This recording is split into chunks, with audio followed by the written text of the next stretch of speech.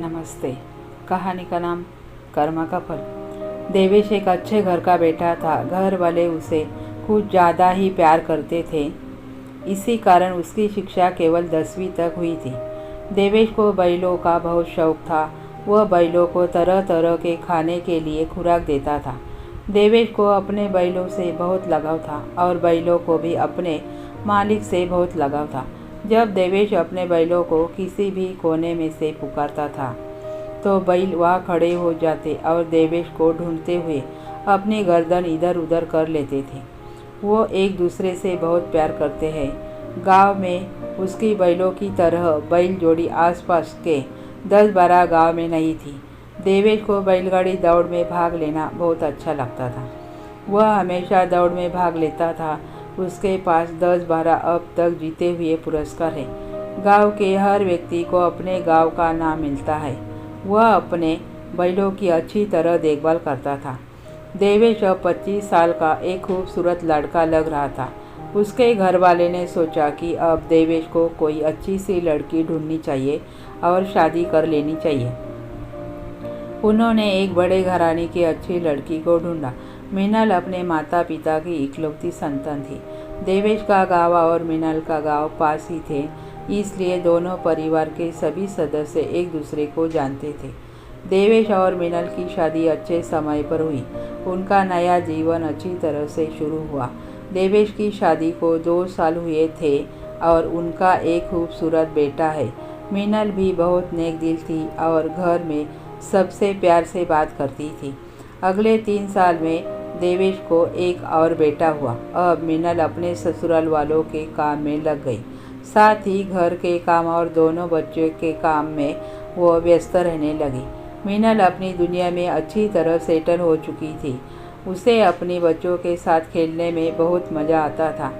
उसकी सास को हमेशा उस पर गर्व रहता था क्योंकि उसका चेहरा हमेशा मुस्कुराता रहता था। किसी के समझ में नहीं आया कि देवेश को क्या हुआ है, जो अपने सभी कामों में निपुण था। ससुराल वाले मीनल को पसंद करते थे। वह अपनी पत्नी से खुलकर बात नहीं करता था, मानो उसका मन अपने संसार में से उड़ गया हो। अचानक उसने अपने ही गांव की एक लड़की से प्यार हो जाता है। देवेश अब पूरी तरह निशा से प्यार करने लगा है। वह निशा के घर रोज आता था, खाना खाता था। अब वो उसी घर का जैसे सदस्य बन गया। अभी देवेश अपना घर छोड़कर हमेशा के लिए निशा के घर रहने आया। माता पिता ने समझाने का प्रयास किया, देवेश तुम्हारी सोने जैसी पत्नी और हीरे जैसे बच्चे हैं, उनके बारे में सोचो, लेकिन वह सुनने को तैयार नहीं था। मीनल के माता पिता भी समझाने गए, लेकिन उसे कोई फर्क नहीं पड़ा। गांव के लोग बोलते मीनल काफ़ी अच्छी है, लेकिन उसका पति किसी और लड़की के साथ रहता है। यह मीनल के कानों से गुजर रहा था। जब उसके माता पिता न्याय करने आए तो उन्होंने कहा, मीनल अपने घर चलो, लेकिन उसने साफ मना कर दिया। उसने कहा कि अब मुझे अपनी सास ससुर के लिए यहाँ रहने की ज़रूरत है, इसलिए वो अपने माता पिता के घर नहीं गई, क्योंकि बच्चों को देखकर वो दोनों अपना जीवन बिताएंगे। उसने कहा कि चाहे कुछ भी हो जाए, मैं अपने ससुराल में ही रहूँगी। अब देवेश दिन में कम से कम एक बार बैलों को देखने के लिए अपनी गौशाला जाता है। अब उसने अपने घर जाना बंद कर दिया था। अब देवेश ने निशा के साथ शादी की।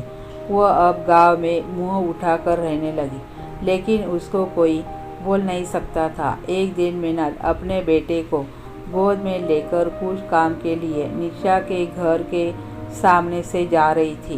तभी मीनल ने निशा को देखा और मीनल उससे बोलने लगी। उसके सामने हाथ जोड़कर कहा, निशा, मुझे मेरे बच्चों के लिए उनके पापा घर भेज दो, जहाँ उनके छोटे नन्हे से बच्चे उनकी प्रतीक्षा कर रहे हैं। इसी बीच निशा ने मीनल को एक कान के नीचे जोर से तमाचा मारा।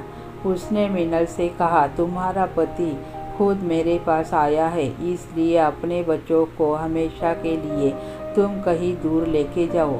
मीनल ने उसे कुछ नहीं कहा। उसने अपने लड़के को अपनी छाती से लगा लिया। अब मिनल की आंखों से पानी आ रहा था और उसने अपने पुत्र के पापी लिए ये बात उसने अपनी सास से छुपाई, लेकिन 2-4 दिन में सास को पता चल गया। वो बोलने लगी, हमें तुम्हारी चिंता है, उस औरत से दूर रहो। देवेश और निशा की शादी को 6 महीने पूरे हो चुके हैं। एक दिन देवेश अपनी बाइक पर सुबह किसी काम के लिए निकल गया। उस समय ठंड का दिन होने के कारण सामने की सड़क पर कोहरा छाया हुआ था। अब वह बाइक को सड़क से बड़े हाईवे की ओर चला रहा था। कोहरे की वजह से साफ देख नहीं पा रहा था, फिर भी वो बाइक चलाता रहा। वह एक टेम्पो से टकरा गया, बाइक से दूर जा गिरा और उसके घुटने को थोड़ा मार लग गया। जैसे ही वह उठने की कोशिश कर रहा था, तभी एक बड़ा ट्रक उसके ऊपर चढ़ गया और उसका पूरा शरीर कुचल गया था। बैल उसका इंतजार कर रहे थे। उन दोनों ने अभी खाना पीना छोड़ दिया था। वह दरवाजे की ओर अपने मालिक का इंतजार कर रहे थे। उन्हें पता नहीं था कि अब हमारा देवेश कभी नहीं आएगा। वह हमें हमेशा के लिए छोड़कर चला गया है। धन्यवाद।